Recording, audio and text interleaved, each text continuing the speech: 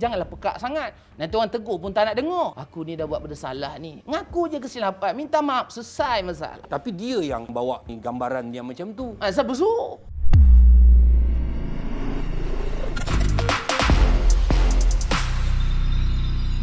Assalamualaikum warahmatullahi taala wabarakatuh dan salam sejahtera bagi mereka yang bukan Islam yang menonton Sembang Viral. Yang penting pantas, padu, padat, pendek aja 10 minit, penuh dengan info yang penting dalam hidup kita, mesti bermanfaat. Dan saya bersama Ustaz Azam Al-Khankhari. Ya, alhamdulillah. Ustaz, sihat Azam? Baik, alhamdulillah. Datuk sihat Alhamdulillah, beginilah. Okey, dalam kehidupan kita, kalau orang kata nak hidup ni kita mesti dipimpin. Betul. Macam kita memimpin seseorang, memimpin anak-anak, ya, melintas jalan juga memimpin dipanggil. Tapi pemimpin tu paling penting dalam kehidupan kita. Apa akan berlaku dalam kehidupan kita kalau kita tidak ada pemimpin yang baik? Baik, itu sebab Datuk ya, bila mana kita bicara tentang pemimpin, Nabi SAW sabdakan apa dia mafhumnya, setiap orang ini adalah pemimpin. Dan dia akan memimpin apa yang telah dipertanggungjawabkan kepadanya. Bila mana kita ni pemimpin, bukan saja pemimpin ni kita kena faham, Ustaz, pemimpin ni kena ada pangkat ke? Tak semestinya. Kita juga adalah pemimpin. Sebagai contoh, suami memimpin kepada isterinya, bapa memimpin kepada anak-anaknya, kemudian abang memimpin kepada adik-adiknya. Mungkin kita macam Datuk ada organisasi, kita dekat tempat kerja, kita pemimpin kepada anak buah kita. Waktu yang sama yang paling mudah, kita juga memimpin kepada diri kita sendiri. Contoh, mata, kita memimpin mata kita.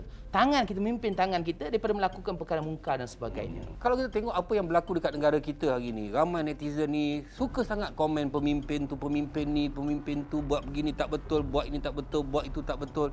Kenapa jadi macam tu? Semua orang boleh cakap. Mulut manusia payah nak tutup, mulut terpayan tutup aja. Ada satu kisah biasa kita dengar, kisah ada seorang ayah, seorang anak dan juga dengan seekor keldai. Seorang bapa naik keldai, anak dia berjalan. Orang kata apalah dia tu, teruk betul anak berjalan kau duduk atas keldai. Ada suruh anak dia pula duduk atas. Orang kata pula apalah anak dia, bapa dia penat kau duduk atas keldai. Akhirnya dia dua-dua naik atas. Orang kata kesian keldai tu, dua-dua kau duduk atas. Akhirnya dia geram, dua-dua tak naik. Orang pun cakap, apalah kau tak naik keldai, kesianlah kau ni ada keldai tak nak naik. Akhirnya dua-dua angkat keldai. Orang kata juga tak cerdik kau ni dah, kenapa angkat keldai tu? Maknanya kita buat apa pun, mesti ada orang tak suka. Kebanyakan kita tengok pemimpin-pemimpin dalam sekadar di sekeliling kita, dalam masyarakat kita, dalam dunia pun, betul? Tidak ada orang yang pernah bersetuju dengan pemimpin. Betul tak? Betul? Betul lah. Sebab apa? Kita nak cari yang perfect bukan mudah. Sebab pemimpin ikon kita adalah Nabi Muhammad SAW. Itu sebab ada satu hadis Nabi SAW. Nabi kata apa? 7 golongan yang mendapat naungan arasy Allah di mahsyar nanti. Pada waktu itu tak ada siapa boleh bantu kita. Yang pertama Nabi kata Al-Imamul Adil. Pemimpin yang adil. Kenapa Nabi kata pemimpin adil? Sebab pemimpin yang tidak adil inilah yang akan dipertanggungjawabkan di akhirat nanti. Apa makna tanggungjawab? Tanggung dunia, jawab di akhirat. Pemimpin ni sebenarnya memang dia kena bersifat adil dan juga pekak telinga. Betul, bukan setakat pekak, bahkan kena butakan mata. Supaya apa? Bukan buta mata ini maksudnya biarlah apa orang kata pun pedulikan. Jadilah mata seperti mata lebah, bukannya mata lalat.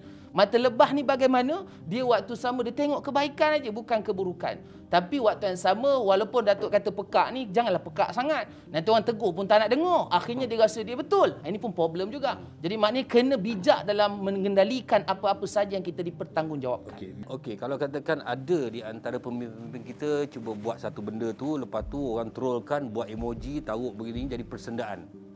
Adakah ini berdosa? Pasti berdosa.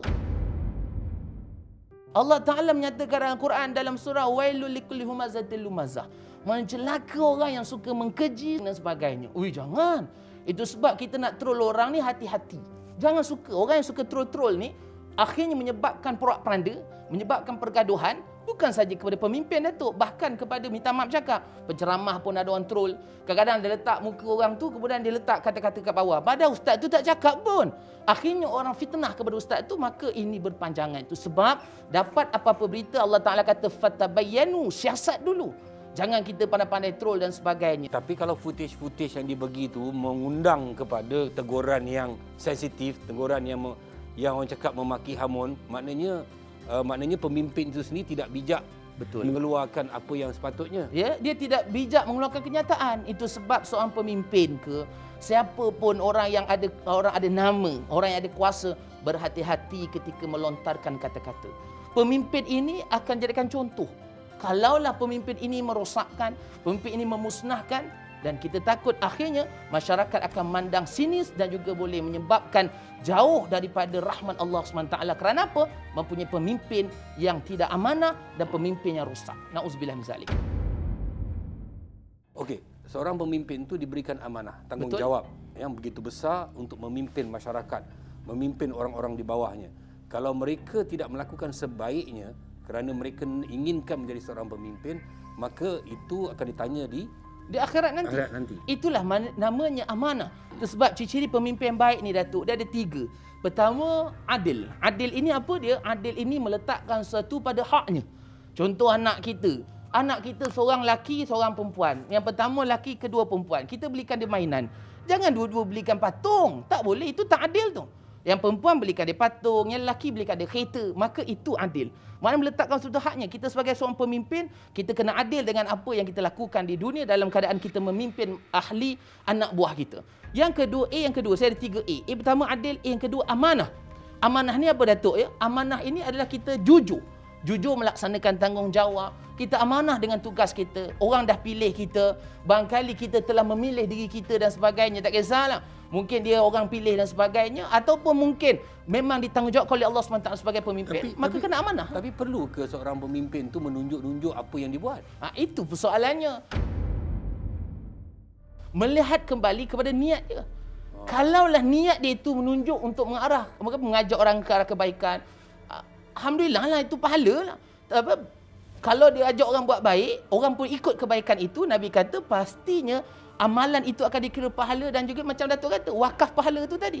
Tetapi kalaulah dia buat tu semata untuk menunjukkan yang dia buat kerja, dia buat benda tu semata-mata untuk menunjukkan yang dia tu ada, dia tu ada, ingat dia tak wujud. Masalah lah. Itu mana dia tidak amanah dengan kerja dia. Dan A yang terakhir apa dia? Aktif. Pemimpin ni kena aktif, tak boleh lembik aja.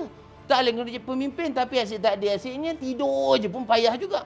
Itu bolehlah memimpin persatuan tidur sedunia agaknya lah kan. Jadi kita kena berhati-hatilah dalam menentukan apa saja kehidupan sebagai seorang pemimpin maupun kepada orang yang dipimpin. Tapi kalau katakan seorang pemimpin tu dia buat satu benda tu, lepas tu dia mengundang kepada netizen yang mengecam tu dia tanggung sendirilah. Betul, dia tanggung sendiri lah. Siapa suruh? Itu sebab, Datuk. Tapi dia yang bawa gambaran yang macam tu. Siapa suruh? Siapa suruh? Habis dia yang bawa, lepas tu yang mengecam tu kena juga. Dia yang buat, dia memulakan masalah itu, akhirnya orang melihat dan sebagainya, orang mengecam. Orang mengecam tu dah satu hal. Yang dia yang memulakan itu sebab, Datuk, kita hidup kat dunia ni jangan menjadi punca kepada masalah. Akhirnya pemimpin tu kena muhasabah lah. Pemimpin tu kena muhasabah. Kalaulah dia ni punca, akhirnya dia kena muhasabah. Aku ni dah buat benda salah ni. Ngaku je kesilapan, minta maaf, selesai masalah. Sebenarnya, Datuk, setiap orang ni dia tengok bagaimana dia bertanggungjawabkan. Mungkin kita ni hanya ketua di kalangan kampung. Kampung je lah kita ada. Tapi ada orang tu dia ketua di kalangan negeri. Mungkin dia ketua di peringkat pusat sebagai contoh. Kita ketua keluarga. Keluarga kita je lah. Kau keluarga 8 lah, kau 20 lah. Itu sebab kita ni jangan suka petikaikan orang. Kita tengok muhasabah di kita. Sejauh mana kita telah memimpin diri kita ke arah kebaikan dan jauh daripada perkara yang mungkar, insya-Allah. Kepimpinan melalui tauladan. Pernah diucapkan perkataan kepimpinan melalui tauladan. Jadi kita berharap kepada kita, diri kita sendiri, sebenarnya kita adalah juga pemimpin. Pemimpin untuk diri kita, pemimpin untuk keluarga kita, pemimpin untuk masyarakat dan pemimpin khasnya kepada agama kita. Bukan hanya memimpin dalam kehidupan kita, tapi memimpin sampailah kita ni berada di alam akhirat nanti bagaimana di sana. Jadi kalau kita tak pimpin diri kita sendiri, jadi bagaimana? Kerana mati itu nanti kita seorang di sana. Tak boleh kita salahkan pemimpin tu begini, pemimpin tu begini. Kerana tindakan kita yang memimpin diri kita akan dipertanggungjawabkan untuk diri kita sendiri. Jangan kita kongsi, kalau tak pasti, jangan kita buat wakaf dosa. Terima kasih kerana menonton Sembang Viral. Assalamualaikum warahmatullahi wabarakatuh dan salam sejahtera bagi mereka bukan Islam yang sentiasa bersama Sembang Viral. Jumpa lagi. Terima kasih, Ustaz. Sama-sama, Datuk. Luar biasa.